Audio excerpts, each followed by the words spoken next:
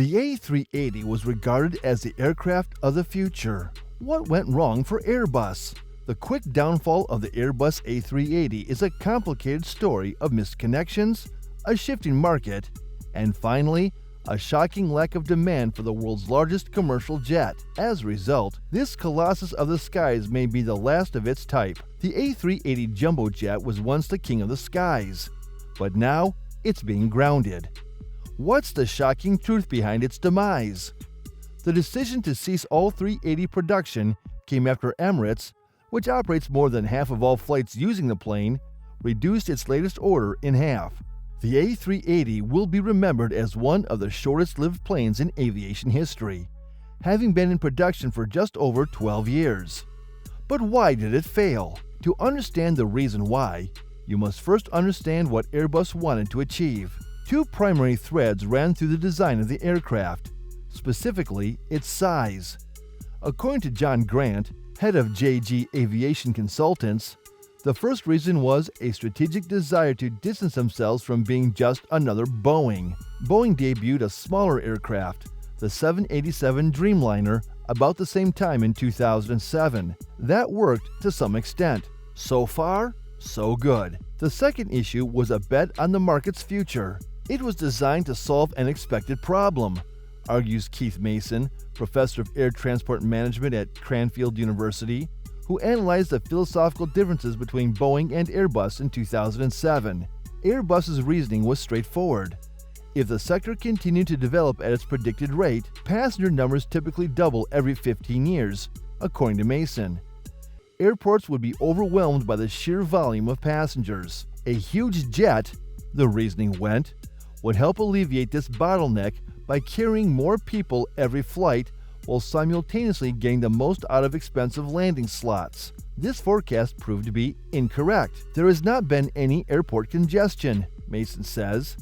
Indeed, airport capacity is limited in many areas, particularly in Asia, and has grown. The failure of the A380 is also the outcome of a shift in the aviation industry towards smaller, more efficient aircraft. The B787, for example, accommodates almost half the number of passengers as the A380. In fact, while cutting back on the A380, Emirates placed a huge order for Airbus's own smaller A350 and A330.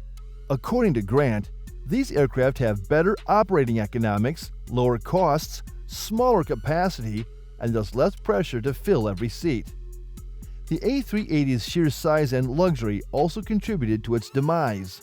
The plane, which is said to have cost $25 billion or 19.4 billion pounds to create, has a fuel capacity of 320,000 liters, 4 70,000-pound thrust combustion engines, 555 passengers over 2 decks, and 500 square meters of floor space, a duty-free store, bar, restaurant, and beauty salon. However, this type of hotel-in-the-sky super jumbo was hailed as an amazing piece of technology at the time. Mason notes that it is now considered an overly expensive aircraft, with 4 engines that are less efficient than newer engines found on late-model twin-engined aircraft. He further argues that selling at least some of the tickets at low costs is required to fill an airplane with more than 500 seats. As a result, the overall yield is lower than that of a smaller aircraft, which is easier to fill. Airlines have been hesitant to commit to very large aircraft, Mason adds.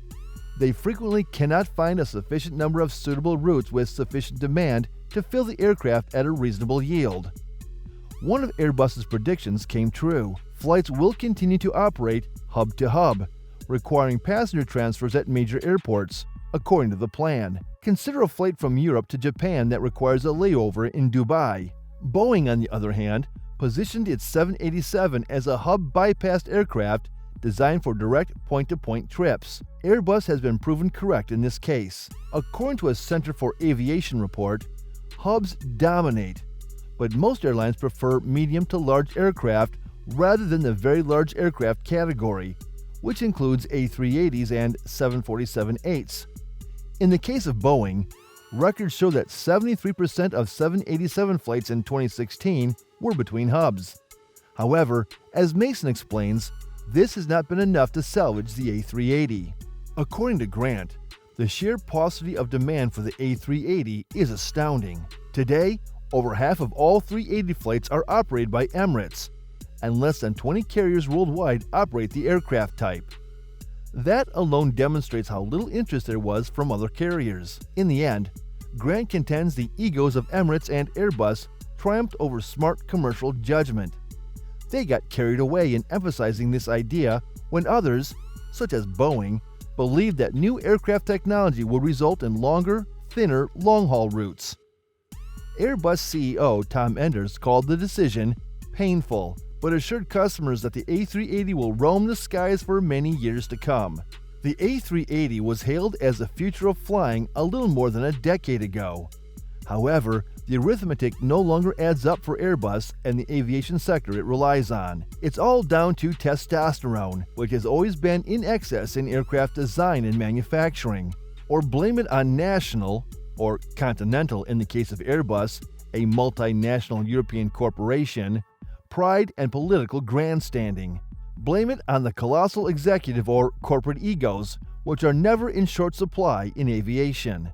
Numerous aircraft manufacturing experts, airline executives, industry consultants, airport planners, travel marketing and planning executives, tourism promoters, and chambers of commerce type officials around the world, as well as a slew of reporters and pundits, advised Airbus leaders in the 1990s not to do it, as they considered building a megajet even larger than Boeing's 747.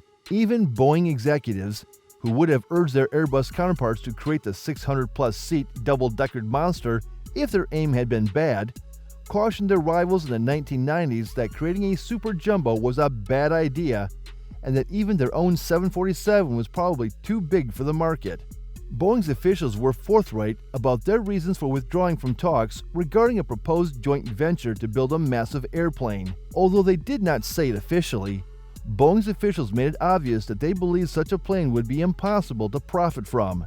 The A380 proved to be a remarkable technological achievement, and customers enjoyed flying in this spacious beast. However, anyone who was paying attention back when Airbus was considering building it knew that production would finish in 2021.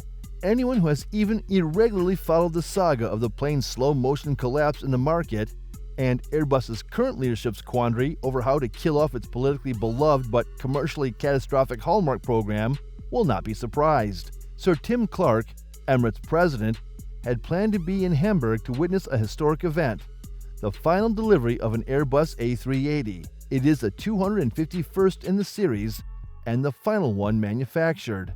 The carrier from Dubai has ordered a total of 123 aircraft. The program would have been shut down years ago if not for all these instructions. Instead, in 2019, it was stated that production would finish in 2021.